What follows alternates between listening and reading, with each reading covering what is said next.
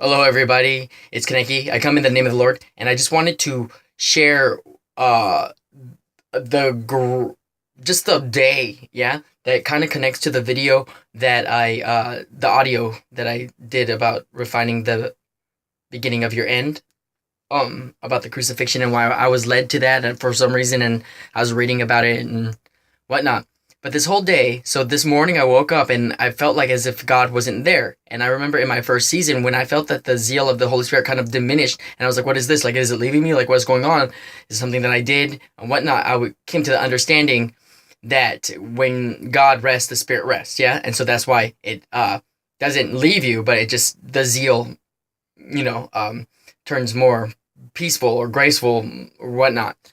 So I was like, okay, I understand that. But this morning, it was just like I didn't. It wasn't. Nothing was interesting. Yeah, I read the Bible. Nothing was interesting, and there's always been a feeling every single morning that I wake up in this new creation, in this new type of energy, the new transformation. Yeah, that the feeling that God is always there. And this morning, it wasn't like that where God's spirit's resting. It was like God wasn't there, and but there was nothing in me that was like, oh my gosh, God's not here. What is this? What is this? I just was like didn't care, right? But passing understanding, passing knowledge, of course, I know God was always there. So it was something to do with me, and I was just like, it wasn't. It didn't cause me anxiety, but it didn't make me fret, and I wasn't confused. I was just like, that's how it is. Yeah, it was just like, but that whole day, so I went to work and I do hard labor, right? And so I was moving a bunch of huge boulders by myself because the people that I work with, they have a deformed work ethic, and I have a very exceptional work ethic. So I always carry more than I can, which is fine. Yeah, I never complain, and that's just where I am at this moment. Um, but however, so I'm working, working, working, and then uh, a worker came, and usually it's just me and the owner, but we needed a worker, and a worker came, and he brought his worker, and his worker was somebody that I had met in my own beginning here, and he's a decade ago, yeah, 10 years ago, and this is when I was on the streets, yeah, and so when we continued working, but when break came, we got to talking, and I was like, "Do you know this is the biggest my life has ever come full circle, like." A whole decade just came full circle. Yeah, and so continue working, and of course, like I said, the work ethic. They all ended up saying that we gotta do this. They all left, and I ended up doing everything, which is fine. Yeah, but it's just like, it's about the whole. Oh, I have to do that. If you want to leave, then leave, but don't lie about it, right? So whatever the case may be, that's when, after I finished doing the heavy lifting and all that stuff, and I was by myself, I kept being drawn to wanting, uh, not wanting, I was drawn to reading about the crucifixion. Something was on my mind about it, and I forget what it even was, right?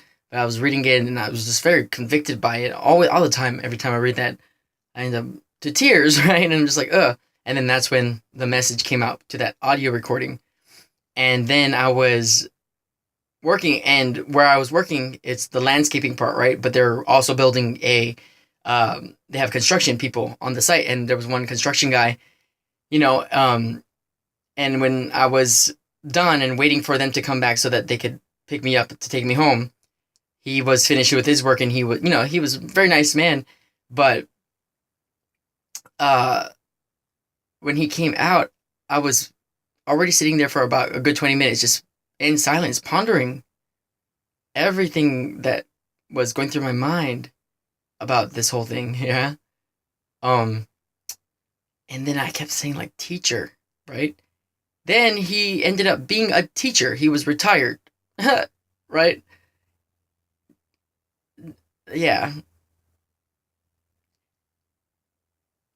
And it was the point about God not being, feeling like God wasn't there, and then being convicted again by being drawn to the crucifixion, and then reading that, like how Jesus said, "My God, why have you forsaken me?" It was like a forsaking, but it wasn't. Yeah, kind of like that. And then what I was realized too, which I didn't say in the audio recording, was that when people are living like Jesus, and then that whole you can live like him and walk like him, but you also to complete, you need to die like him in that agony, in that feeling of forsakenness, in that deep darkness, yeah, in that place where you're crawling out right before you die, yeah, and your last breath goes back to God, and you are finished, yeah. Uh, that one, I learned about what blasphemy is. People, it kept saying like, oh, people were blaspheming him, saying, if you are the Christ, then get yourself down from the cross and save yourself, and we will believe. It's a testing of God by overseeding faith and saying that you want to see a work. That's a blaspheming against, yeah.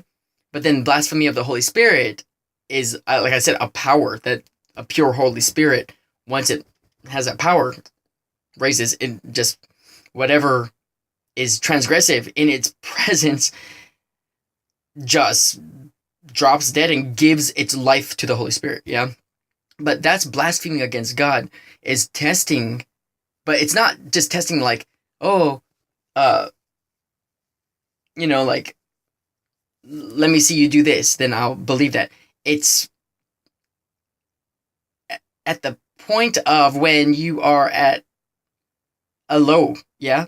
And instead of being patient and enduring through and asking him, like, instead of being like, if you are God, save me, or if you are God, then you need to make a miracle because I've been trusting in you. It's saying, like, where are you? That where are you is like how Jesus did it, yeah? My God, why are you forsaking me? And the blasphemers are the ones that are saying, if God is how you say, then have him not make you go through this kind of thing, right? And that's why, who are you to question God kind of thing. And even at that point in that invisible realm, when you are being crucified with Christ, in that darkness, in that breaking of yourself, there is still one more obstacle that you need to overcome. And not you, the people in this classroom type of thing, but just people in general who need to complete themselves, yeah? Is that they cannot blaspheme against God. Because as you know, Jesus was numbered with the transgressors, and so there was two robbers there. And one was on his left and on his right. And one said, if you are the Christ, then get us down and get save yourself and us too. And the other one said, do you not fear God? Because we are being crucified because of the deeds that we've done, and it is just and right. But he has done nothing, yeah? And he's innocent, and he's getting the same thing. Do you not fear God?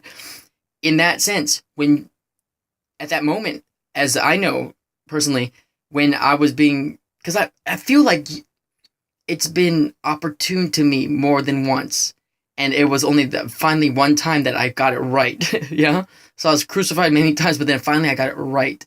And at that last stage of that, instead of humbling myself and be like, you know what, I do deserve this. Or like, I don't know, I thought I was doing right, but, God's will be done. And if this is it, then let me pull through kind of thing. Before that, I would be like, I was doing everything, and you said that you're going to be there for me, but now you're not. And if you are, then why am I going through this? Like, I blasphemed at that last point. And that's one thing that people have to overcome, because it's so close, but yet will make you so far. Yeah. And so I wanted to share that before I forgot. Yeah. And that whole day, this whole day, it was almost like was preparing me for that message that came out about the 6th to 9th hour, the darkness, and the reasons why you go through that, the trials, tribulations, enduring, then patience, then dying like Christ, and then feeling that agony to then be dead and then transformed, renewed into everything. So I come in the name of the Lord. I hope you're having a good one.